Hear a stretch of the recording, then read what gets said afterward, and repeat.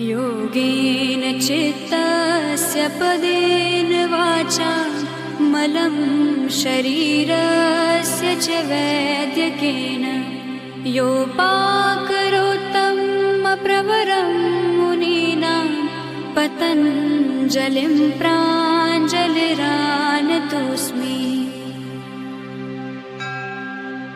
योगेन चित्तस्य पदेन वाचा मलं शरीरस्य च वैद्यकेन योपाकरोत्तं प्रवरं मुनीनां पतञ्जलिं प्राञ्जलिरानतोऽस्मि।